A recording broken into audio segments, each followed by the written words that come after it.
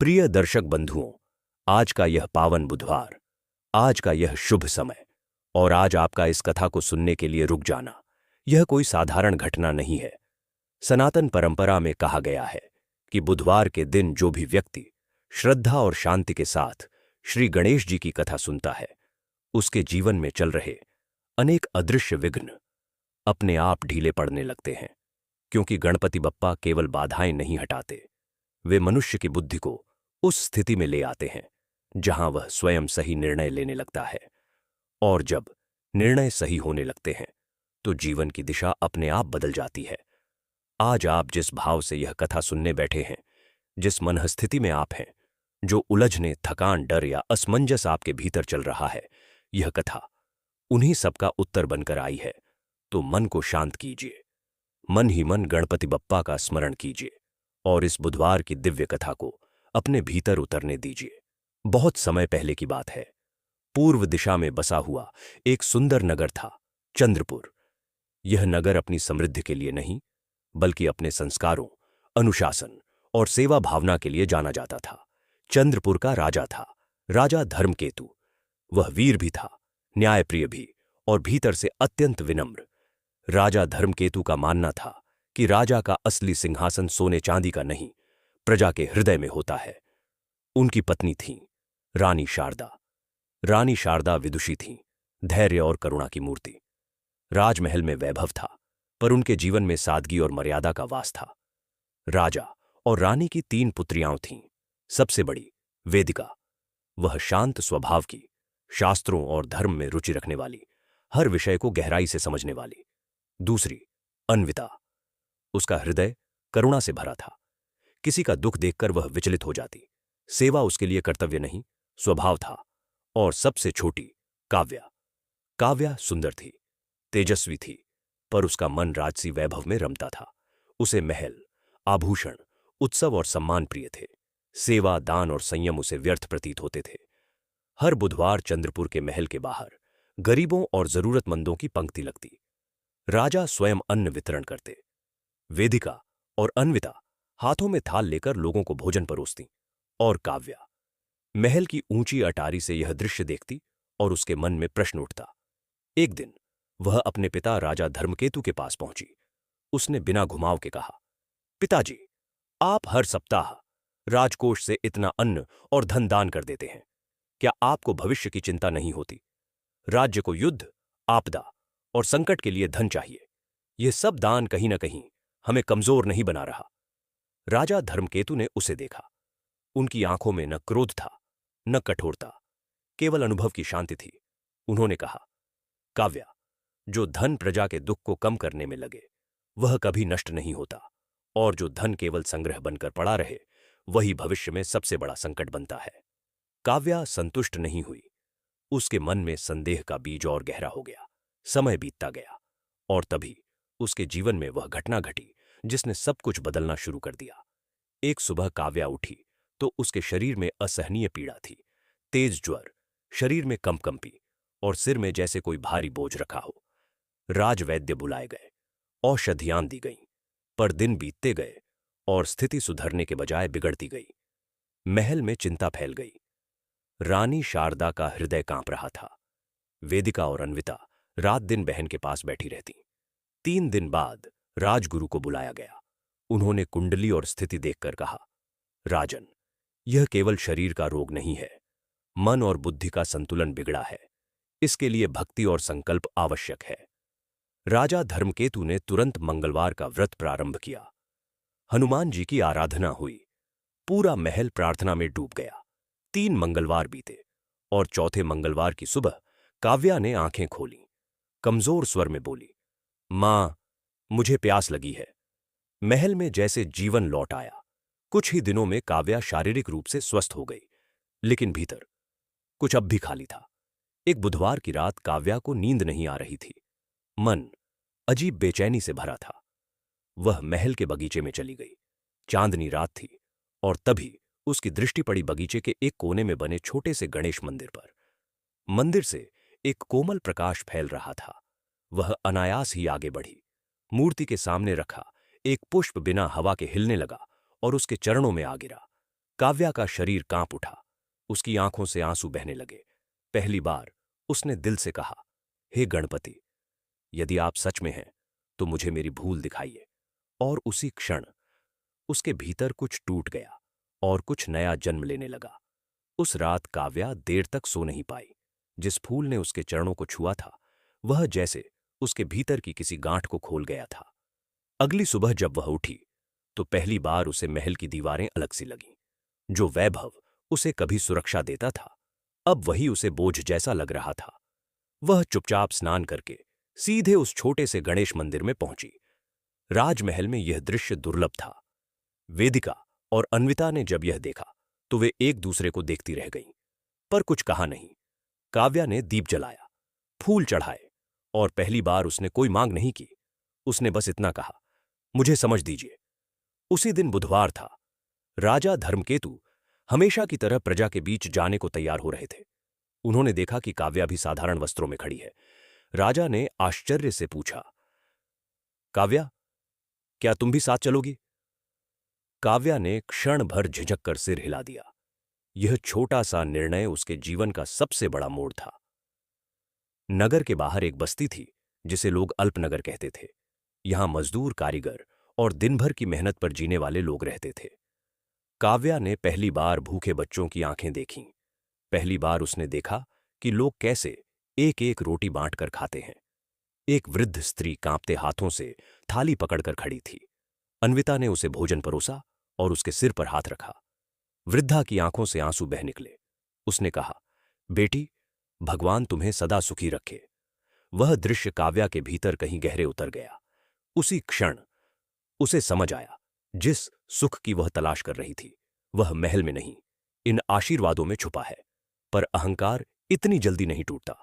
वह भाव कुछ समय बाद फिर दब गया। कुछ दिनों बाद चंद्रपुर में एक प्रसिद्ध व्यापारी आया। उसका नाम था धनवीर सेठ। धनवीर के पास अपार धन था, पर चेहरे पर स्थायी चिंता थी। उसकी पत्नी वर्षों पहले चल बसी थी। संतानें दूर नगरों में रहती थीं। महल जैसे घर में वह अकेला रहता था। उसने सुना था कि चंद्रपुर में गणेश भक्ति और सेवा से लोगों का जीवन बदल रहा है। वह राजा धर्मकेतु से मिलने आया। राजा ने उसे आदर दिया, पर धनवीर की आंखों में अशांति साफ दिखाई दे रही थी। राजा ने पूछा, सेठ जी, इतना धन होते हुए भी आपके चेहरे पर चैन क्यों नहीं है? धनवीर ने भारी स्वर में कहा, राजन, मैंने सब कुछ पाया, पर अपने भीतर कुछ खो दिया है। राजा ने मुस्कुराकर कहा, तो शायद अब समय है खोया हुआ पाने का। उन्होंने उसे बुधवार की कथा सुनने को कहा और गणेश मंदिर के दर्शन करने को कहा। धनवीर अनमने मन से मान गया। उसी बुधवार धनवीर भी मंदिर पहुंचा। काव्या उसे देख रही थी। उसके भीतर कुछ अजीब सा हुआ। यह वही व्यक्ति था जिसके जैसा वह स्वयं बनना चाहती थी, धनी, प्रतिष्ठित, शक्तिशाली। पर उसके चेहरे पर जो खालीपन था वह डरावना था। कथा आरंभ हुई। कथा में बताया गया कि कैसे गणेश जी बुद्धि के देवता हैं और जब बुद्धि शुद्ध होती है तो धन स्वयं मार्ग खोज लेता है। कथा समाप्त होते होते धनवीर की आंखें नम थीं। उसने पहली बार अपने जीवन की ओर ईमानदारी से देखा। उसी दिन उसने संकल्प लिया कि वह बुधवार का व्रत रखेगा और सेवा में कुछ अर्पित करेगा। इधर काव्या के भीतर संघर्ष तेज हो रहा था। एक ओर सेवा का नया भाव था, दूसरी ओर पुराना अहंकार। कुछ दिनों बाद एक घटना घटी। राजकोष में अचानक हानि हुई। एक व्यापारिक सौदा टूट गया। दरबार में चिंता फैल गई। काव्या ने तुरंत कहा, पिताजी, यही तो मैं कहती थी, दान से राज्य कमजोर होता है। राजा धर्मकेतु शांत रहे। उन्होंने कहा, देखते हैं यह हानि हमें क्या सिखाती है। उसी सप्ताह धनवीर सेठ ने राजकोष में बड़ा दान दिया। उसने कहा, राजन, यह मेरी ओर से एक छोटा सा प्रयास है। राजकोष फिर संतुलित हो गया। काव्या स्तब्ध रह गई। उसे समझ आया, जो देता है वह खाली नहीं होता। उसी रात काव्या ने स्वप्न देखा। स्वप्न में वह एक अंधेरे मार्ग पर भटक रही थी। अचानक एक विशाल गणेश प्रतिमा प्रकट हुई। गणेश जी ने कहा, तुम धन को पकड़ रही हो, जबकि धन तुम्हें पकड़ना चाहता है। नींद टूट गई। काव्या का हृदय कांप रहा था। अगले बुधवार उसने स्वयं भोजन परोसने का निर्णय लिया। उसके हाथ कांप रहे थे, पर जब एक बच्चे ने मुस्कुराकर रोटी ली तो वह कांप थम गया। वह मुस्कान किसी भी आभूषण से अधिक मूल्यवान थी। उसी दिन काव्या ने अपने भीतर पहली जीत दर्ज की। पर यह तो केवल शुरुआत थी। काव्या के जीवन में अब बदलाव शुरू हो चुका था, पर यह बदलाव सरल नहीं था। अहंकार जब वर्षों से मन में बैठा हो तो वह एक मुस्कान या एक स्वप्न से पूरी तरह नहीं टूटता। वह बार बार लौटता है, पर हर बार थोड़ा कमजोर होकर। उस बुधवार के बाद काव्या अक्सर राजमहल के बाहर जाने लगी, कभी बिना बताए, कभी अन्विता के साथ। वह देखती, सुनती, समझने की कोशिश करती, पर उसके मन में अब भी यह प्रश्न था कि क्या सेवा से वास्तव में जीवन चलता है या यह केवल भावनाओं का आवेग है। इसी समय चंद्रपुर के बाहर की पहाड़ियों के पास एक युवक भटक रहा था। उसका नाम था आरव। आरव कभी इस राज्य का सैनिक बनने का सपना देखता था। उसके पिता भी सैनिक थे, पर जन्म से ही आरव के दाएं हाथ में हल्की कमजोरी थी। तलवार पकड़ते समय वह हाथ पूरी शक्ति से साथ नहीं देता था। प्रशिक्षण के दौरान कई बार उसका उपहास किया गया, कई बार उसे पीछे खड़ा कर दिया गया। अंततः एक दिन उसे यह कहकर निकाल दिया गया, तुम युद्ध के योग्य नहीं हो। उस दिन आरव के भीतर कुछ टूट गया। पिता की आंखों में निराशा, मां की चुप्पी और गांव वालों की फुसफुसाहट उसे भीतर से खा रही थी। वह घर छोड़कर निकल पड़ा। कई दिन भटका, कभी किसी ढाबे पर काम किया, कभी किसी खेत में, पर मन को कहीं ठहराव नहीं मिला। एक शाम थका हारा वह चंद्रपुर के पास एक पुराने पीपल के पेड़ के नीचे बैठ गया। उसी समय वहां से गुजरते हुए एक वृद्ध साधु ने उसे देखा। साधु ने पूछा, पुत्र, इतने बोझिल मन से कहां जा रहे हो? आरव की आंखें भर आईं। उसने सब कह दिया। साधु ने मुस्कुराकर कहा, जिसे संसार अयोग्य कह दे, अक्सर वही ईश्वर के लिए सबसे उपयुक्त होता है। और फिर उन्होंने कहा, कल बुधवार है, चंद्रपुर के गणेश मंदिर जाओ, वहां तुम्हें वह मिलेगा जो तलवार से नहीं मिला। आरव को कुछ समझ नहीं आया, पर मन में एक हल्की सी आशा जागी। अगली सुबह वह गणेश मंदिर पहुंचा। वहीं काव्या भी आई हुई थी। दोनों की पहली मुलाकात किसी विशेष घटना से नहीं हुई, बस एक ही स्थान पर खड़े होने से हुई। आरव की आंखों में थकान थी, पर भीतर कहीं गहराई भी थी। काव्या ने अनायास ही पूछा, तुम यहां क्यों आए हो? आरव ने कहा, मुझे कहा गया था कि यहां रास्ता मिलता है। काव्या चुप हो गई। कथा आरंभ हुई। कथा में बताया गया कि गणेश जी केवल विजयों के देवता नहीं, वे अस्वीकृत लोगों के भी देवता हैं। वे उन मार्गों के स्वामी हैं जो समाज नहीं दिखाता। कथा समाप्त होने के बाद आरव देर तक वहीं बैठा रहा। काव्या उसे देख रही थी। पहली बार उसने किसी में वह दृढ़ता देखी जो धन से नहीं आती। उसी दिन आरव ने मंदिर में सेवा करनी शुरू की। झाड़ू लगाना, दीप भरना, पानी लाना। उसके चेहरे पर कोई शिकायत नहीं थी। काव्या यह सब देख रही थी। कुछ दिनों बाद एक समस्या खड़ी हुई। चंद्रपुर के पास के गांवों में सूखा पड़ने लगा। कुएं सूखने लगे, लोग परेशान होने लगे। दरबार में चर्चा हुई। कुछ मंत्रियों ने कहा कि यह बाहर के गांव हैं, राजकोष का भार क्यों बढ़ाया जाए। काव्या के भीतर पुरानी सोच फिर जागी। वह चुप रही, पर मन में सहमत थी। तभी आरव ने एक सुझाव दिया। वह बोला, राजन, यदि पहाड़ियों से पानी मोड़ने के छोटे बांध बनाए जाए तो वर्षा का जल रुक सकता है। दरबार में सन्नाटा छा गया। एक साधारण युवक ऐसा सुझाव दे रहा था। राजा धर्मकेतु ने पूछा, क्या तुम यह कर सकते हो? आरव ने कहा, मुझे अवसर दीजिए। राजा ने अनुमति दी। आरव ने गांव के युवकों को जोड़ा। पत्थर, मिट्टी, लकड़ी से छोटे छोटे जलबंध बनाए गए। कुछ ही सप्ताह में पानी रुकने लगा। सूखे गांवों में फिर से हरियाली दिखने लगी। लोगों की आंखों में आंसू थे। काव्या यह सब देख रही थी। उसने पहली बार समझा, सेवा केवल भावना नहीं, बुद्धि का प्रयोग भी है। उसी बुधवार उसने गणेश मंदिर में मन ही मन कहा, अब समझ में आ रहा है। पर कथा अभी पूरी नहीं थी। एक रात आरव को स्वप्न आया। उसने देखा कि एक विशाल वृक्ष सूखा खड़ा है और उसकी जड़ों से एक नई लता फूट रही है। स्वप्न में एक स्वर गूंजा, जो टूटता है वही नया मार्ग बनाता है। सुबह उसने यह स्वप्न काव्या को बताया। काव्या सिहर उठी।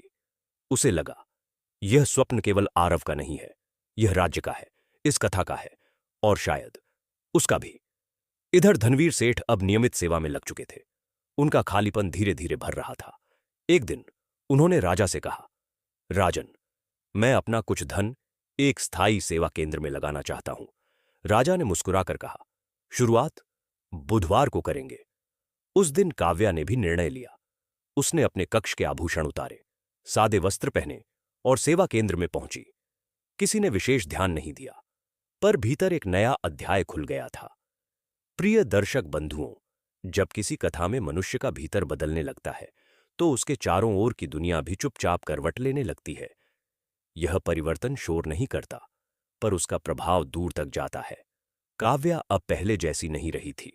वह स्वयं भी यह स्वीकार नहीं कर पा रही थी, पर उसके व्यवहार में एक ठहराव आ गया था।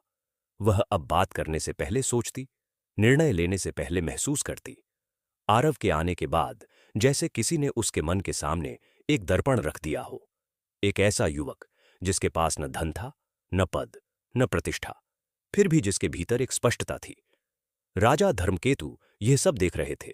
वे कुछ कहते नहीं थे, पर उनकी आंखें समझ चुकी थीं कि समय धीरे धीरे सही दिशा में बढ़ रहा है। इधर सेवा केंद्र का कार्य तेजी से आगे बढ़ने लगा। धनवीर सेठ ने केवल धन नहीं दिया, उन्होंने स्वयं भी समय देना शुरू किया। पहली बार वे ऐसे लोगों के साथ बैठे जिनसे उन्होंने जीवन में कभी बात नहीं की थी।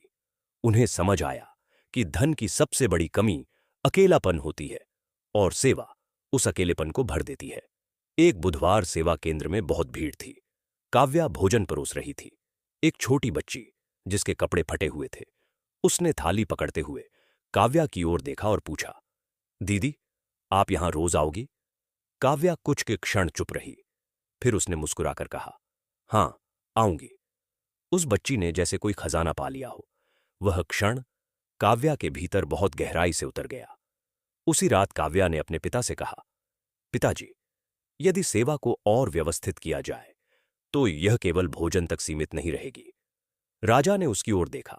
यह वही पुत्री थी जो कभी दान को व्यर्थ मानती थी। उन्होंने पूछा, तुम क्या सोचती हो? काव्या ने कहा, शिक्षा और चिकित्सा। यदि हम गांव-गांव छोटे केंद्र बना सकें तो लोग अपने पैरों पर खड़े हो सकेंगे। दरबार में सन्नाटा छा गया। राजा धर्मकेतु ने धीरे से कहा, यही बुद्धि का जागरण है, पर हर परिवर्तन परीक्षा के बिना नहीं आता। उसी समय पश्चिम की ओर बसे एक शक्तिशाली राज्य रौद्रगढ़ के राजा भीमसेन को चंद्रपुर की ख्याति का समाचार मिला। उसे बताया गया कि यह राज्य धन बांटता है, सेवा करता है और फिर भी समृद्ध है। भीमसेन हंसा। उसने कहा, मूर्खता है, जो बांटता है वह कमजोर होता है। उसके मंत्री कुटिल ने कहा, महाराज, यदि इनकी आस्था को हिला दिया जाए तो इनका बल अपने आप टूट जाएगा। भीमसेन ने योजना बनाई। कुछ लोग साधु और भक्त के वेश में चंद्रपुर पहुंचे। वे सेवा केंद्र में आए, मंदिर में बैठे और धीरे धीरे लोगों का विश्वास जीतने लगे। आरव को कुछ खटक रहा था। उसे उन साधुओं की आंखों में शांति नहीं दिख रही थी। उसने काव्या से कहा, कुछ ठीक नहीं है। काव्या ने पहली बार उसकी बात को गंभीरता से लिया। एक रात सेवा केंद्र के कुएं में अजीब सी गंध फैल गई। कुछ लोग बीमार पड़ गए। शहर में डर फैल गया। उसी समय उन साधुओं में से एक ने कहा, यह सब देवताओं की नाराजगी है, यह सेवा मार्ग गलत है। लोगों के मन में संशय पैदा होने लगा। काव्या का हृदय कांप गया। क्या वह फिर से गलत थी? उसी रात उसने गणेश मंदिर में जाकर दीप जलाया। उसने कहा, यदि यह मार्ग गलत है तो मुझे रोक लीजिए, और यदि सही है तो मुझे शक्ति दीजिए। उसी समय आरव कुएं की जांच कर रहा था। उसे पानी में एक बाहरी विष का संकेत मिला। वह तुरंत राजा के पास गया। राजा धर्मकेतु ने आदेश दिया कि सब कुछ गुप्त रखा जाए। अगले बुधवार दरबार में उन साधुओं से पूछताछ की गई। उनके उत्तर आपस में मेल नहीं खा रहे थे। सच सामने आने लगा।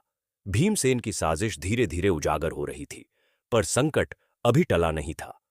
रौद्रगढ़ की सेना सीमा की ओर बढ़ने लगी थी। चंद्रपुर में भय और चिंता फैल गई। काव्या ने पहली बार डर को महसूस किया, पर उसी डर में उसने एक और बात भी महसूस की। वह अब अकेली नहीं थी। आरव, वेदिका, अन्विता, धनवीर सेठ और नगर के साधारण लोग सब एक साथ खड़े थे। राजा धर्मकेतु ने कहा, यदि यह युद्ध हुआ तो यह केवल तलवारों का नहीं होगा, यह विश्वास का युद्ध होगा। काव्या ने उसी क्षण निर्णय लिया।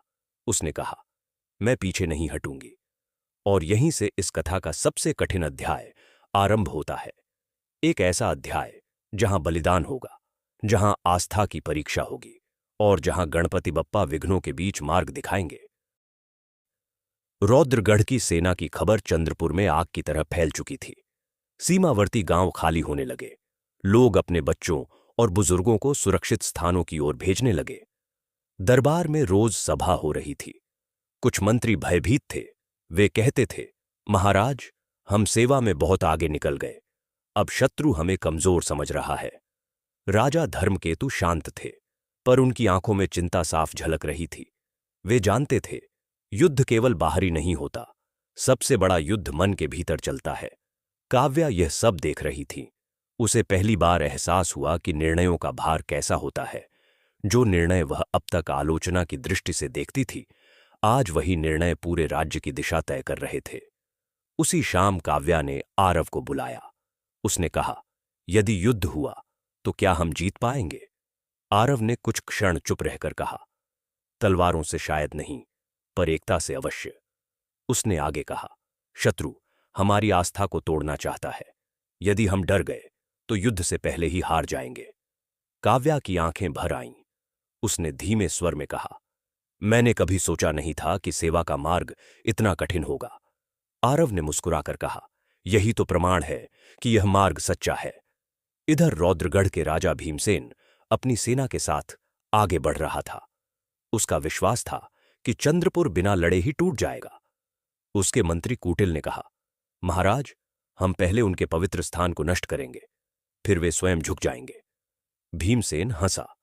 उसने कहा, उनका विश्वास तोड़ दो, राज्य अपने आप गिर जाएगा। चंद्रपुर के बाहर एक प्राचीन गणेश मंदिर था। वही मंदिर जहां से सेवा की यह धारा शुरू हुई थी। उसी मंदिर के पास एक पुराना वृक्ष खड़ा था। कहा जाता था कि वर्षों पहले वह सूख चुका था, पर फिर किसी संत की प्रार्थना से उसमें हरियाली लौटी थी। वह वृक्ष लोगों की आस्था का प्रतीक बन चुका था। एक रात कूटिल के गुप्तचरों ने उसी वृक्ष की जड़ों में विष डाल दिया। सुबह होते होते वृक्ष की पत्तियां मुरझाने लगीं। यह समाचार नगर में फैलते ही लोगों के मन में भय और संशय फैल गया। कुछ लोग कहने लगे, देखा, देवता नाराज हो गए। सेवा केंद्र में भी कुछ लोग पीछे हटने लगे। काव्या ने यह देखा तो उसका हृदय कांप गया। क्या यह सब उसी की गलती थी? वह दौड़कर मंदिर पहुंची। वृक्ष के पास खड़ी होकर उसने पहली बार अपने भीतर गहरे उतरकर प्रार्थना की। उसने कहा, हे गणपति, यदि यह सेवा अहंकार थी तो दंड दीजिए, पर यदि यह करुणा थी तो हमें संभाल लीजिए। उसी समय आरव ने मिट्टी की जांच की। उसने पाया कि यह प्राकृतिक नहीं था, यह षड्यंत्र था। राजा धर्मकेतु को सूचना दी गई। राजा ने तुरंत निर्णय लिया। उन्होंने जनता को एकत्र किया और सच्चाई बताई। उन्होंने कहा, यह देवताओं का क्रोध नहीं, मनुष्यों की चाल है, और यदि हम डर गए तो यही उनकी जीत होगी। उनके शब्दों ने लोगों में साहस भरा। उसी रात चंद्रपुर के युवकों ने स्वयं सेवक दल बनाए। किसी ने भोजन का भार उठाया, किसी ने घायलों की देखभाल का, और किसी ने सूचना पहुंचाने का। काव्या ने भी पीछे हटने से इनकार कर दिया। उसने कहा, यदि राज्य संकट में है तो राजकुमारी का स्थान महल में नहीं, प्रजा के बीच है। यह कहते हुए उसने अपने आभूषण उतार दिए। राजा धर्मकेतु की आंखें भर आईं। उधर रौद्रगढ़ की सेना सीमा पर पहुंच चुकी थी। पहली झड़प हुई। कुछ गांव जले, कुछ लोग बंदी बनाए गए। यह समाचार सुनकर काव्या स्तब्ध रह गई। आरव ने तुरंत कहा, हमें बंदियों को छुड़ाना होगा। यदि डर फैल गया तो राज्य भीतर से टूट जाएगा। यह अत्यंत जोखिम भरा था। फिर भी आरव कुछ युवकों के साथ रात में निकल पड़ा। काव्या ने उसे रोकने की कोशिश की, पर आरव ने कहा, किसी को तो जाना होगा। रात अंधेरी थी, बारिश होने लगी थी। शत्रु शिविर में कड़ी पहरेदारी थी। आरव और उसके साथी चुपचाप भीतर पहुंचे। बंदियों को मुक्त किया, पर तभी सावधान सैनिकों ने उन्हें देख लिया। संघर्ष हुआ। एक तीर आरव के कंधे में लगा। वह गिर पड़ा। साथियों ने उसे उठाने की कोशिश की, पर उसने कहा, सबको निकालो, मुझे यहीं छोड़ दो। उसकी आंखों में डर नहीं था, केवल संतोष था। किसी तरह बंदी सुरक्षित निकल आए। पर आरव, वह लौट नहीं पाया। सुबह जब यह समाचार चंद्रपुर पहुंचा तो पूरा नगर शोक में डूब गया। काव्या को लगा जैसे उसका हृदय दो टुकड़ों में बंट गया हो। वह उसी वृक्ष के पास बैठ गई जिसे विष दिया गया था। उसने रोते हुए कहा, यदि सेवा का यही मूल्य है तो मैं इसे स्वीकार करती हूं। उसी क्षण एक अद्भुत घटना हुई। वृक्ष की जड़ों के पास जहां आंसू गिरे थे, वहां से एक छोटा सा हरा अंकुर फूटा। लोग स्तब्ध रह गए। यह संकेत था, प्रिय दर्शक बंधुओं, अब कथा उस गहराई में उतर चुकी है जहां शब्द कम पड़ने लगते हैं और भाव स्वयं बोलने लगते हैं। यह वह समय है जब एक व्यक्ति का बलिदान सैकड़ों हृदयों को जगा देता है। आरव के जाने के बाद चंद्रपुर में सन्नाटा था। कोई ऊंची आवाज नहीं, कोई उत्सव नहीं, केवल एक मौन जो भीतर तक चुभ रहा था। काव्या कई घंटों तक उसी पवित्र वृक्ष के पास बैठी रही जहां से वह नन्हा अंकुर फूटा था। उसकी आंखें सूखी थीं, पर भीतर आंधी चल रही थी। उसे अब समझ में आ गया था कि सेवा केवल देना नहीं है, कभी कभी अपनों को खोने का साहस भी है। राजा धर्मकेतु ने आरव के बलिदान की घोषणा पूरे राज्य में करवाई। उन्होंने कहा, आज यह युवक सैनिक नहीं था, पर उसने वह कर दिखाया जो कई सेनाएं नहीं कर पाती। उस दिन आरव को कोई पद नहीं मिला, कोई मूर्ति नहीं बनी, पर हर हृदय में उसका स्थान स्थायी हो गया। इधर रौद्रगढ़ की सेना अब सीधे युद्ध की तैयारी में थी। भीमसेन को विश्वास नहीं हो रहा था कि एक साधारण राज्य इतना प्रतिरोध कर रहा है। उसने क्रोध में कहा, मैं उन्हें दिखा दूंगा कि शक्ति क्या होती है। उसी रात भीमसेन की सेना ने अंतिम आक्रमण की योजना बनाई, पर प्रकृति भी अपना निर्णय ले चुकी थी। अचानक घने बादल छा गए, तेज वर्षा शुरू हो गई, नदियां उफान पर आ गईं। रौद्रगढ़ की भारी सेना कीचड़ में फंसने लगी, हथियार भारी हो गए, घोड़े बेकाबू हो गए, और चंद्रपुर के लोग, वे अपने घरों, अपने मंदिरों, अपने सेवा केंद्रों में एकत्र होकर गणपति का स्मरण कर रहे थे। काव्या ने उस नन्हे अंकुर के पास दीप जलाया। उसने कहा, यदि यह भूमि सत्य की है तो इसकी रक्षा स्वयं होगी। उसी क्षण उस अंकुर से एक हल्की सुगंध फैली, ऐसी सुगंध जो मन को शांत कर दे। युद्ध भूमि में अजीब दृश्य था। रौद्रगढ़ की सेना अपने ही अव्यवस्था में टूटने लगी। भीमसेन ने यह सब देखा। उसके भीतर पहली बार डर ने जन्म लिया। उसने पीछे हटने का आदेश दिया। युद्ध बिना निर्णायक तलवार के समाप्त हो गया। चंद्रपुर बच गया, पर यह विजय उत्सव की नहीं थी, यह विजय समझ की थी। कुछ दिनों बाद भीमसेन स्वयं संधि का प्रस्ताव लेकर आया। राजा धर्मकेतु ने उसे दरबार में बैठाया।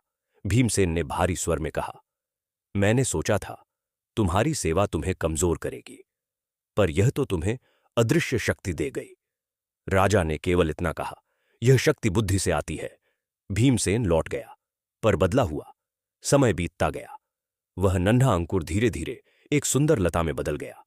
लता ने उस सूखे वृक्ष को अपने चारों ओर लपेट लिया। मृत्यु और जीवन एक साथ खड़े थे। लोग उसे आरवलता कहने लगे। काव्या अब राजमहल में कम और सेवा केंद्रों में अधिक रहने लगी। वह निर्णय लेने लगी, योजनाएं बनाने लगी और सबसे महत्वपूर्ण, सुनने लगी। राजा धर्मकेतु ने एक दिन दरबार में कहा, अब समय आ गया है कि चंद्रपुर का भविष्य इस नई बुद्धि के हाथों में सौंपा जाए। काव्या स्तब्ध रह गई। उसने कहा, मैं योग्य नहीं हूं। राजा ने मुस्कुराकर कहा, जो स्वयं को अयोग्य समझे वही सबसे योग्य होता है। वेदिका और अन्विता उसके साथ खड़ी थीं। राज्य में एक नई व्यवस्था बनी। सेवा, शिक्षा और चिकित्सा राज्य की प्राथमिकता बन गई। धनवीर सेठ ने अपना अधिकांश धन स्थायी कार्यों में अर्पित कर दिया। वे अब अकेले नहीं थे। कुछ वर्षों बाद राजा धर्मकेतु ने राजपाट काव्या को सौंप दिया।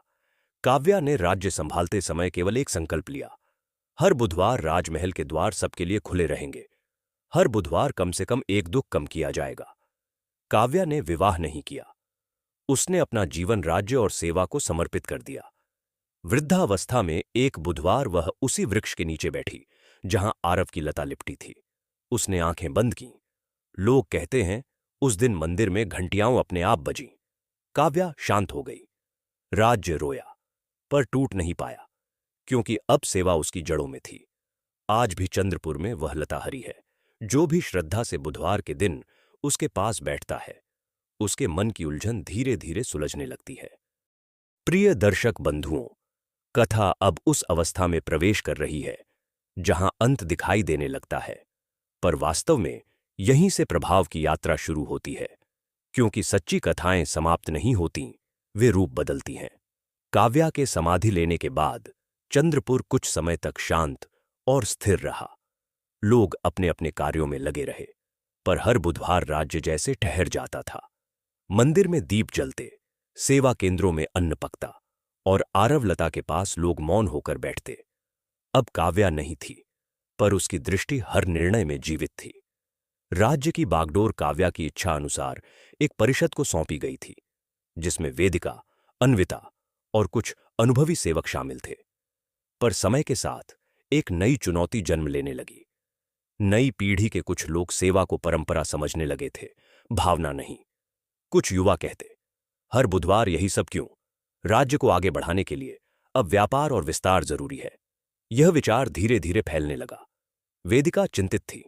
उसने अन्विता से कहा, सेवा जब आदत बन जाती है तो उसका अर्थ खो जाता है। उसी समय एक युवक दरबार में आया।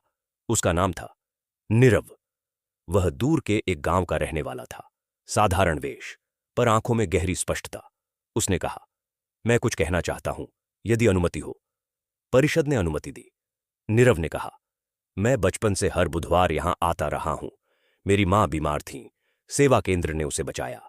मेरे पिता खेतों में असफल हुए, राज्य ने बीज दिए। उसकी आवाज भर आई। उसने आगे कहा, आज मैं सुन रहा हूं कि यह सब बोझ है। यदि यह बोझ है तो मेरा जीवन भी बोझ है। सभा में सन्नाटा छा गया। नीरव ने कहा, राज्य केवल इमारतों से नहीं बनता। राज्य बनता है उस भरोसे से कि कोई हमें अकेला नहीं छोड़ेगा। उस दिन कई युवाओं की आंखें खुली, पर प्रश्न अभी शेष था, क्या यह भावना टिकेगी? कुछ ही समय बाद एक भयंकर सूखा पड़ा। फसलें नष्ट होने लगीं, भंडार घटने लगे। यही वह समय था जब पुराने विचार और नए लोभ आमने सामने खड़े हो गए। कुछ व्यापारियों ने कहा, पहले अपने लिए बचाओ, दूसरों की बाद में सोचेंगे। वेदिका ने आरवलता के पास सभा बुलाई। उसने कहा, आज निर्णय केवल अन्न का नहीं, चरित्र का है। लोग विभाजित थे। तभी नीरव आगे आया। उसने कहा, यदि हमने इस सूखे में भी साझा करना नहीं छोड़ा तो अगली पीढ़ी हमें कभी भूल ही नहीं पाएगी। बहस लंबी चली। अंततः निर्णय हुआ, भंडार खोले जाएंगे, पर समझदारी से। हर परिवार को पर्याप्त, पर कोई संग्रह नहीं। कुछ महीने कठिन रहे, पर एक अजीब बात हुई। पड़ोसी राज्यों से सहायता आने लगी। लोग कहते, जब तुम्हारे पास था तुमने दिया, अब हमारी बारी है। सूखा टूटा, बारिश आई, चंद्रपुर फिर बच गया। उस दिन वेदिका ने नीरव को बुलाया। उसने कहा, काव्या के बाद राज्य को ऐसी ही स्पष्टता की जरूरत है। नीरव घबरा गया। उसने कहा, मैं कोई राजकुमार नहीं। वेदिका मुस्कुराई, और काव्या कोई रानी बनना चाहती थी। नीरव को राज्य की सेवा परिषद में स्थान दिया गया। वह नया चेहरा था, पर पुरानी भावना के साथ। समय बीतता गया। आरवलता पर अब दो रंगों के फूल खिलते थे, एक हल्का हरा, एक गहरा पीला।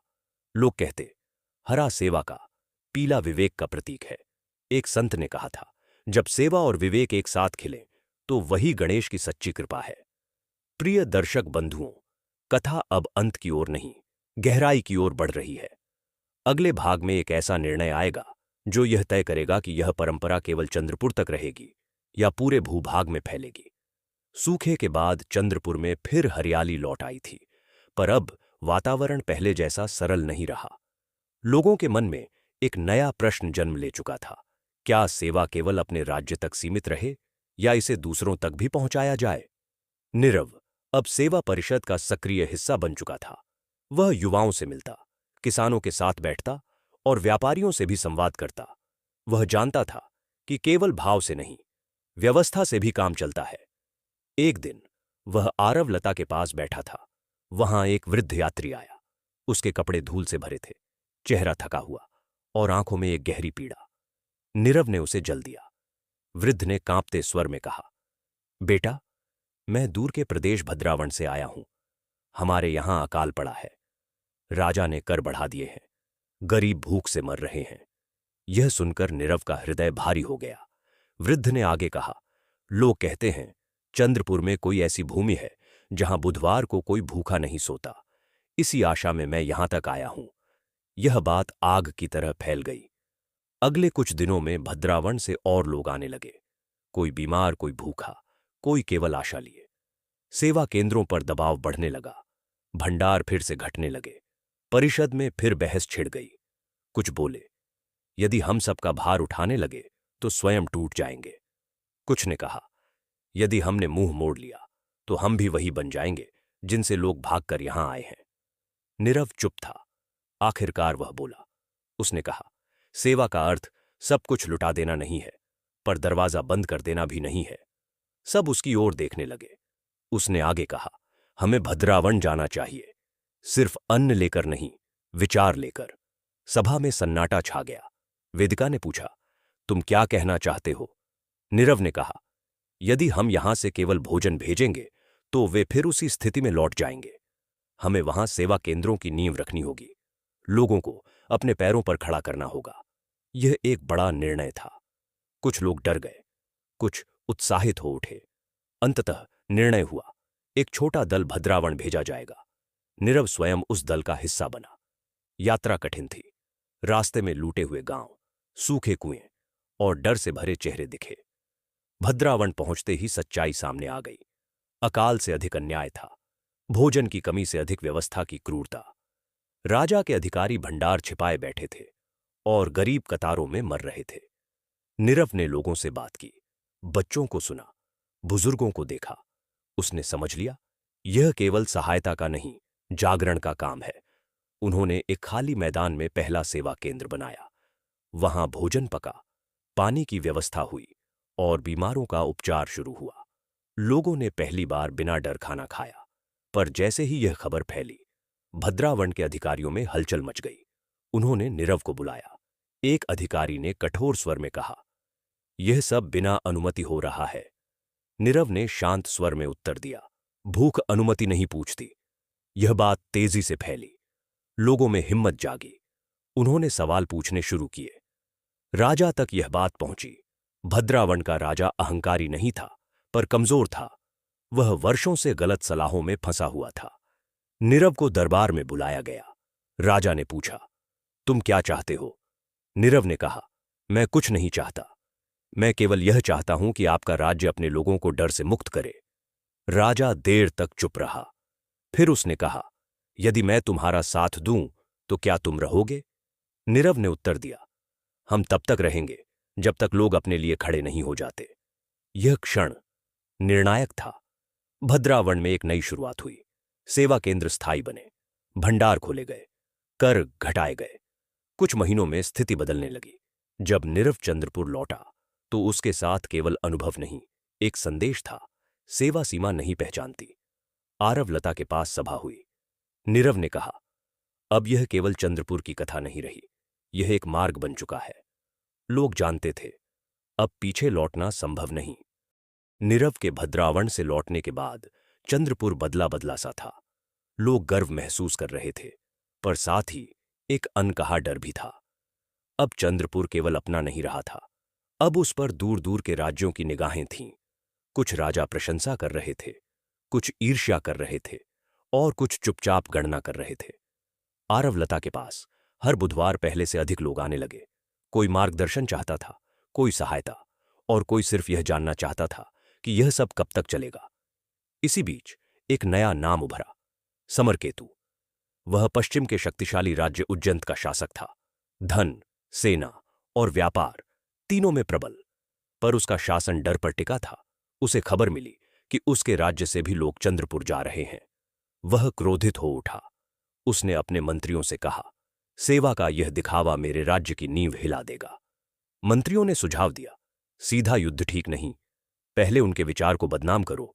समरकेतु ने दूत भेजे। दूत चंद्रपुर पहुंचे और नगर में बातें फैलाने लगे। वे कहते, यह सब ढोंग है, सेवा के नाम पर राजनीति हो रही है। आज दे रहे हैं, कल कर वसूलेंगे। गणेश के नाम पर लोगों को बहकाया जा रहा है। धीरे धीरे कुछ लोगों के मन में संशय पनपने लगा। सेवा केंद्रों में बहस होने लगी। पहली बार सेवकों के बीच भी मतभेद दिखे। वेदिका चिंतित थी। नीरव भी यह देख रहा था। एक शाम वह आरवलता के नीचे बैठा, लंबे समय तक मौन रहा। उसने मन ही मन कहा, हे गणपति, क्या यही वह परीक्षा है जिसके लिए तूने यह मार्ग दिखाया था? उसी रात एक अजीब घटना हुई। नगर के बाहर सेवा केंद्र में आग लग गई। भंडार जल गया। कुछ लोग घायल हुए। यह स्पष्ट था, यह दुर्घटना नहीं थी। लोग डर गए। कुछ बोले, अब बहुत हो गया, हमें अपने तक सीमित रहना चाहिए। पर कुछ ऐसे भी थे जिन्होंने कहा, अब पीछे हटना आरव के बलिदान का अपमान होगा। सभा बुलाई गई। नगर के बीच खुले मैदान में हजारों लोग इकट्ठा हुए। नीरव आगे आया। उसका स्वर ऊंचा नहीं था, पर स्थिर था। उसने कहा, जब हम देने लगे तो हमें पता था कि विरोध होगा, पर मैंने यह नहीं सोचा था कि डर हमारे ही भीतर जगह बना लेगा। लोग चुप हो गए। नीरव ने कहा, यदि सेवा केवल तब तक है जब तक सब ठीक है, तो वह सौदा है, और यदि सेवा कठिन समय में भी टिके तो वह साधना है। उसने आरव लता की ओर देखा। यह लता झड़ से भी जली, तूफान से भी हिली, पर आज भी खड़ी है। क्यों? क्योंकि इसकी जड़ विश्वास में है। लोगों की आंखें भर आईं। उसी क्षण एक वृद्ध महिला भीड़ से आगे आई। उसने कहा, मेरा बेटा उज्जैन में मारा गया, राजा ने कुछ नहीं किया। आज मैं यहां खड़ी हूं क्योंकि इस भूमि ने मुझे सुना। फिर एक युवक बोला, यदि सेवा अपराध है तो मैं अपराधी हूं। एक एक कर लोग आगे आने लगे। भीड़ डर से नहीं, संकल्प से भर गई। उसी रात निर्णय लिया गया, सेवा रुकेगी नहीं, बल्कि और संगठित होगी और पारदर्शी होगी। हर दान का लेखा, हर निर्णय सार्वजनिक। यह समरकेतु के लिए एक सीधी चुनौती थी। कुछ ही दिनों बाद उज्जैन की सीमा पर सेनाएं जुटने लगीं, पर इस बार चंद्रपुर अकेला नहीं था। भद्रावण और 2 अन्य छोटे राज्य चंद्रपुर के साथ खड़े थे। यह युद्ध भूमि का नहीं था, यह युद्ध भय और विश्वास का था। और इस युद्ध का परिणाम केवल तलवार तय नहीं करेगी। प्रिय दर्शक बंधुओं, अब कथा उस क्षण की ओर बढ़ रही है जहां युद्ध का शोर बाहर है और सबसे बड़ा निर्णय भीतर लिया जाता है। यही वह समय होता है जब गणेश कृपा किसी चमत्कार की तरह नहीं, बल्कि शुद्ध बुद्धि की तरह प्रकट होती है। उज्जैन की सेनाएं सीमा पर डटी हुई थीं। ढोल नगाड़ों की आवाज नहीं, पर हथियारों की खनक हवा में साफ सुनाई दे रही थी। समरकेतु ने युद्ध की घोषणा नहीं की थी, पर उसका मौन युद्ध से भी अधिक भयावह था। चंद्रपुर में लोग तैयारी कर रहे थे, पर यह तैयारी केवल तलवारों की नहीं थी। सेवा केंद्रों को अस्थायी चिकित्सालय बनाया गया। अन्न भंडार सुरक्षित स्थानों पर बांटे गए। बच्चों और वृद्धों को सीमा से दूर भेजा गया। नीरव हर जगह स्वयं उपस्थित था। वह आदेश नहीं दे रहा था, वह साथ खड़ा था। एक रात वह अकेला आरव लता के नीचे बैठा। आकाश साफ था, तारे चमक रहे थे, पर उसका मन भारी था। उसने धीमे स्वर में कहा, हे गणपति, यदि युद्ध टालना संभव हो तो मुझे वह मार्ग दिखा। उसी क्षण उसे काव्या के शब्द याद आए, सच्ची शक्ति लड़ने में नहीं, सही समय पर रुकने में होती है। नीरव चौंक गया। अगली सुबह उसने परिषद बुलाई। उसने कहा, हम सेना भेज सकते हैं, पर मैं पहले संवाद का अंतिम प्रयास करना चाहता हूं। कुछ लोग विरोध में थे। उन्होंने कहा, यह कमजोरी समझी जाएगी। नीरव ने शांत स्वर में कहा, यदि सत्य बोलना कमजोरी है तो मैं वही स्वीकार करता हूं। निर्णय हुआ, नीरव स्वयं उज्जैन जाएगा। यह समाचार सुनकर वेदिका व्याकुल हो गई। उसने कहा, यदि उन्होंने तुम्हें बंदी बना लिया तो? नीरव ने उत्तर दिया, तो यह भी सेवा का ही एक रूप होगा। नीरव केवल एक सेवक के वेश में उज्जैन पहुंचा। दरबार भव्य था, सोने चांदी की चमक पर वातावरण ठंडा। समरकेतु सिंहासन पर बैठा था। उसकी आंखों में संदेह और अहंकार दोनों थे। उसने पूछा, तुम वही हो जो मेरे राज्य की नींव हिला रहा है? नीरव ने हाथ जोड़कर कहा, मैं किसी राज्य को नहीं हिला रहा, मैं केवल डरे हुए लोगों को सहारा दे रहा हूं। समरकेतु हंसा, सहारा या सत्ता? नीरव ने सीधे उसकी आंखों में देखा। यदि सत्ता चाहिए होती तो मैं यहां अकेला नहीं आता। दरबार में सन्नाटा छा गया। नीरव ने आगे कहा, महाराज, आपकी शक्ति से आपका राज्य भयभीत है, हमारी शक्ति से हमारा राज्य निर्भय है। आप युद्ध जीत सकते हैं, पर क्या आप डर से मुक्त राज्य जीत पाएंगे? ये शब्द समरकेतु के भीतर कहीं गहरे उतर गए। उसने क्रोध में कहा, तुम मुझे उपदेश दोगे? नीरव ने विनम्रता से कहा, नहीं महाराज, मैं केवल एक दर्पण रख रहा हूं। कुछ क्षणों तक समरकेतु चुप रहा। फिर उसने पूछा, यदि मैं पीछे हट जाऊं तो लोग मुझे कमजोर कहेंगे। नीरव ने कहा, लोग तब भी कुछ कहेंगे, पर इतिहास आपको क्या कहेगा, यह आपके हाथ में है। यह बात समरकेतु के हृदय में पहली बार संदेह नहीं, स्पष्टता लेकर आई। उसने सभा स्थगित कर दी। 3 दिन तक कोई निर्णय नहीं आया। सीमा पर सेनाएं वैसे ही खड़ी रहीं। चौथे दिन उज्जैन से दूत आया। संदेश था, सेनाएं पीछे हट रही हैं। चंद्रपुर में कोई उत्सव नहीं हुआ, कोई जय घोष नहीं। लोग केवल आरवलता के पास गए और मौन होकर बैठे। नीरव जानता था, यह अंत नहीं है, यह शुरुआत है। समरकेतु ने बाद में एक आदेश जारी किया, उज्जैन में भी सेवा केंद्र स्थापित होंगे, करों की समीक्षा होगी और भय की जगह संवाद को स्थान मिलेगा। युद्ध टल गया, पर कथा अब और गहरी होने वाली है, क्योंकि जब विचार फैलते हैं तो उनके साथ नई चुनौतियां भी आती हैं। अगले भाग में नीरव के भीतर एक ऐसा द्वंद्व उठेगा जो किसी शत्रु से नहीं, स्वयं से होगा। अब कथा उस पड़ाव पर पहुंचती है जहां बाहर का युद्ध रुक चुका है, पर भीतर का संघर्ष और भी गहरा हो जाता है, क्योंकि सबसे कठिन युद्ध किसी राज्य से नहीं, अपने ही मन से होता है। उज्जैन की सेनाएं लौट गई थीं। चंद्रपुर में शांति थी, पर यह शांति उत्सव की नहीं थी। यह भी एक ठहराव था, मानो सब कुछ किसी अगले संकेत की प्रतीक्षा कर रहा हो। नीरव अब पहले जैसा नहीं रहा था। लोग उसे सम्मान से देखने लगे थे, कुछ तो उसे आने वाले समय का मार्गदर्शक मानने लगे। यही वह क्षण था जहां उसके भीतर एक अजीब सा डर जन्म लेने लगा। उसे लगने लगा, कहीं यह सम्मान अहंकार में न बदल जाए। वह पहले सेवा करता था, बिना देखे कि कौन देख रहा है। अब हर कदम पर नजरें थीं। एक दिन एक व्यापारी उसके पास आया और बोला, यदि आप अनुमति दें तो हम आपके नाम से एक बड़ा भवन बनवाना चाहते हैं। नीरव चौंक गया। उसने तुरंत मना कर दिया, पर यह पहला प्रस्ताव नहीं था। हर दिन कुछ न कुछ ऐसा आ रहा था जो सेवा नहीं, प्रतिष्ठा की गंध लिए था। उसी शाम वह अकेला आरवलता के पास बैठा। उसने मन ही मन कहा, हे गणपति, मैं डर रहा हूं। मैं डर रहा हूं कि कहीं यह मार्ग मुझसे ही न भटक जाए। उसी रात उसे एक स्वप्न आया। उसने देखा कि वह एक ऊंचे मंच पर खड़ा है। लोग तालियां बजा रहे हैं, फूल बरस रहे हैं, पर मंच के नीचे सेवा केंद्र जल रहे हैं। भूखे लोग फिर से कतारों में हैं। नीरव घबराकर जाग उठा। उसका शरीर पसीने से भीगा था। अगली सुबह उसने एक बड़ा निर्णय लिया। उसने वेदिका और परिषद को बुलाया। उसने कहा, मैं कुछ समय के लिए इस भूमिका से पीछे हटना चाहता हूं। सभा में हलचल मच गई। वेदिका ने कहा, यह समय पीछे हटने का नहीं है, आप ही इस विचार का केंद्र हैं। नीरव ने शांत स्वर में कहा, यही समस्या है। कोई विचार किसी एक व्यक्ति का केंद्र नहीं होना चाहिए। उसने आगे कहा, यदि मेरे हटने से यह व्यवस्था टूट जाती है तो इसका अर्थ है कि हमने कुछ गलत बनाया है। बहुत बहस हुई।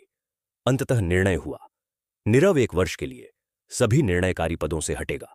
वह फिर एक साधारण सेवक की तरह काम करेगा। यह निर्णय कई लोगों को अजीब लगा, कुछ को निराशा हुई, पर नीरव को हल्कापन महसूस हुआ। उसने फिर से रसोई में काम शुरू किया, बीमारों के पास बैठा, खेतों में किसानों के साथ मिट्टी में हाथ डाले। धीरे धीरे लोग समझने लगे, वह गया नहीं है, वह और गहराई में उतर गया है। उसी समय एक नई चुनौती आई। दूर उत्तर में एक क्षेत्र था जहां सेवा केंद्र तो थे, पर वहां आपसी झगड़े बढ़ रहे थे। लोग सहायता लेने लगे थे, पर स्वयं बदलने को तैयार नहीं थे। कुछ सेवक शिकायत करने लगे, लोग केवल लेने आते हैं। यह सुनकर नीरव स्वयं वहां गया। उसने लोगों को इकट्ठा किया। उसने कहा, सेवा भीख नहीं है, यह एक संबंध है। यदि एक पक्ष केवल लेता रहे तो वह संबंध टूट जाता है। उसने प्रस्ताव रखा, जो भी सेवा लेगा वह किसी न किसी रूप में किसी और की सेवा करेगा। पहले विरोध हुआ, फिर धीरे धीरे लोगों ने स्वीकार किया। कुछ ही महीनों में वह क्षेत्र बदलने लगा। लोगों में सम्मान लौटा, आत्मनिर्भरता आई। नीरव ने समझ लिया, सेवा का सही स्वरूप यही है। नीरव का 1 वर्ष पूरा होने वाला था, पर उसके भीतर अब एक नई स्पष्टता थी। उसे यह भी समझ आ गया था कि हर व्यक्ति इस मार्ग पर हमेशा साथ नहीं चल सकता। कुछ लोग चमत्कार चाहते हैं, कुछ परिणाम, पर बहुत कम लोग प्रक्रिया को स्वीकारते हैं। एक शाम वह वेदिका के पास गया। उसने कहा, अब समय आ गया है कि इस विचार को व्यवस्था से आगे संस्कृति बनाया जाए। वेदिका ने पूछा, कैसे?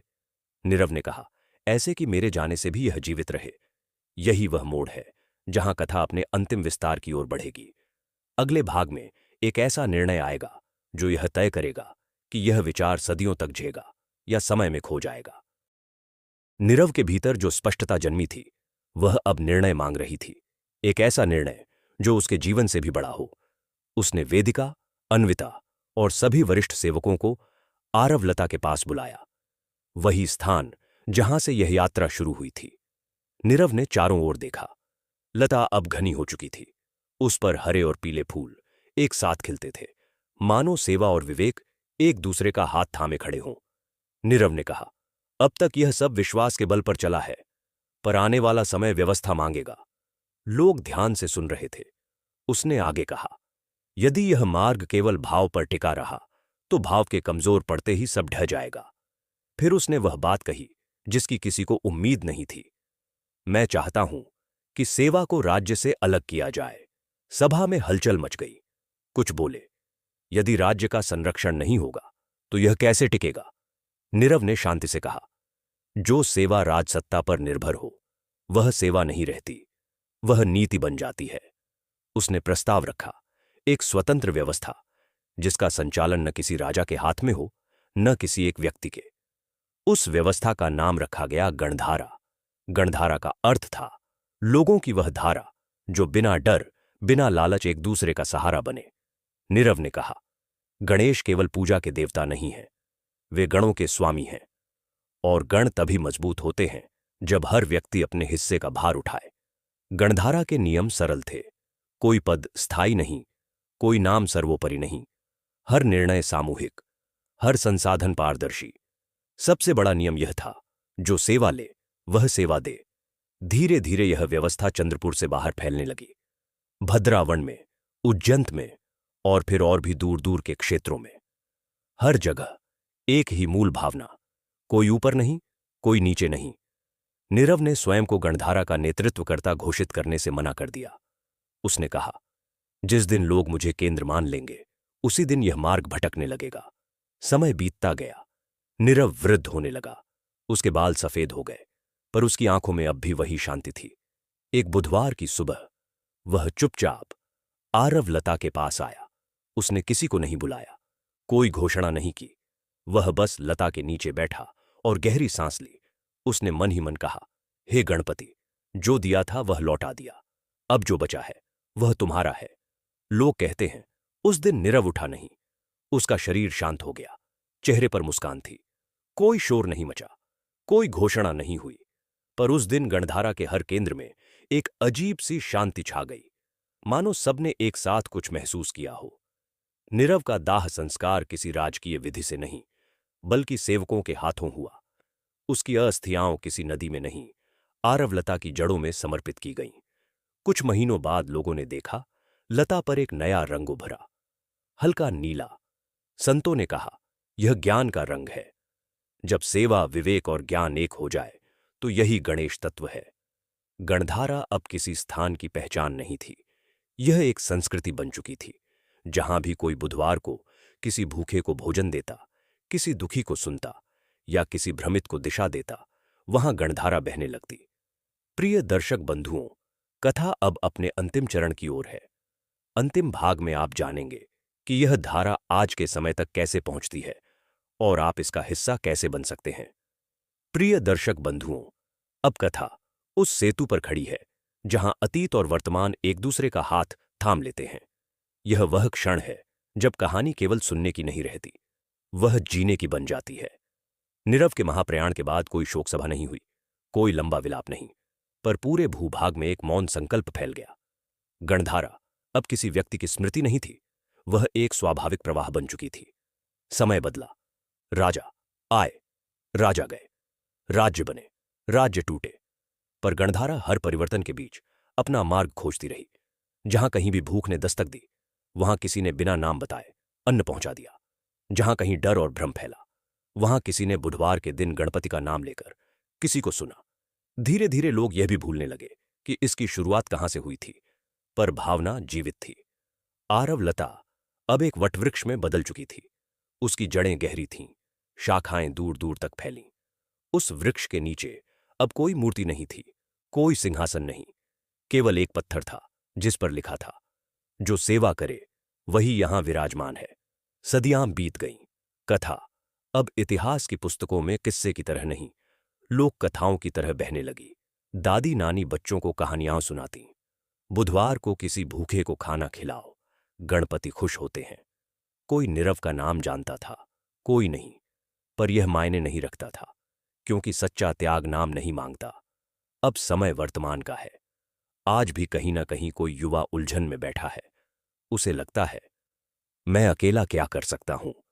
उसी समय यदि वह किसी को थोड़ा सा समय दे दे, थोड़ा सा सहारा दे दे, तो जाने अनजाने वह उसी गणधारा में कदम रख देता है। आज भी बुधवार आता है, आज भी गणेश जी का नाम लिया जाता है, पर अब पूजा केवल मंदिर में नहीं, व्यवहार में होती है। जब कोई ईमानदारी से निर्णय लेता है, वह गणपति की पूजा करता है। जब कोई लोभ छोड़कर सही रास्ता चुनता है, वह गणपति को स्मरण करता है। जब कोई अपनी सुविधा छोड़कर दूसरे की पीड़ा समझता है, वहां गणपति स्वयं विराजमान होते हैं। प्रिय दर्शक बंधुओं, यह कथा नीरव पर समाप्त नहीं होती, न गणधारा पर। यह कथा आप पर आकर ठहरती है। आज यदि आपने इसे सुना है तो यह संयोग नहीं।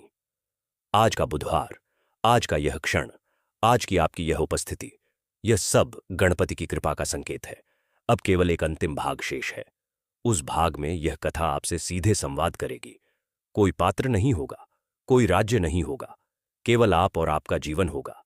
प्रिय दर्शक बंधुओं, अब यह कथा किसी राज्य की नहीं रही। अब इसमें कोई राजा, कोई सेवक, कोई योद्धा शेष नहीं है। अब इस कथा में केवल आप हैं।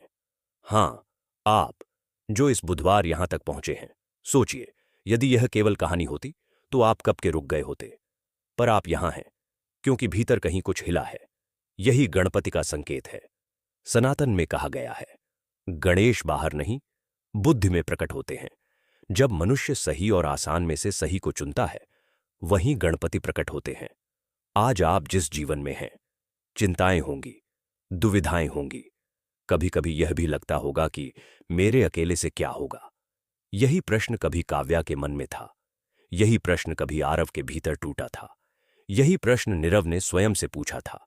और उत्तर किसी चमत्कार में नहीं आया था। उत्तर आया था एक छोटे से निर्णय से, किसी भूखे को भोजन देने से, किसी दुखी को सुन लेने से, किसी गलत रास्ते पर नहीं कह देने से। यही गणधारा है। आपसे यह नहीं कहा जा रहा कि सब कुछ छोड़ दीजिए।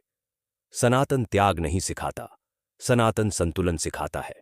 बस इतना याद रखिए, जब भी जीवन में दो रास्ते हों, एक सुविधाजनक और एक सही, तो उस दिन गणपति आपको देख रहे होते हैं। जब आप सही चुनते हैं, चाहे वह कठिन हो, उसी क्षण विघ्न अपने आप हटने लगते हैं। आज बुधवार है। यदि इस कथा को सुनने के बाद आपने मन ही मन किसी एक अच्छे कार्य का संकल्प लिया है, तो समझ लीजिए कथा सफल हो गई। आपको किसी मंदिर जाने की आवश्यकता नहीं, आपको किसी को बताने की आवश्यकता नहीं। केवल अपने जीवन में एक छोटा सा धर्म जोड़ दीजिए और याद रखिए, गणपति बप्पा शोर में नहीं, नियत में बसते हैं। यदि यह कथा आपके हृदय तक पहुंची है, यदि आपने इसे सिर्फ सुना नहीं, महसूस किया है, तो यही मेरा आग्रह है। सनातन कथाओं, जीवन को छू लेने वाले प्रसंगों और आत्मा को जागृत करने वाली कहानियों के लिए सनातनी बाबा को अभी सब्सक्राइब कर दीजिए। यह सब्सक्राइब किसी चैनल के लिए नहीं, यह एक संकल्प है कि हम सनातन को कथा नहीं, जीवन बनाएंगे। गणपति बप्पा मोरया, जय गणेश। हर हर महादेव।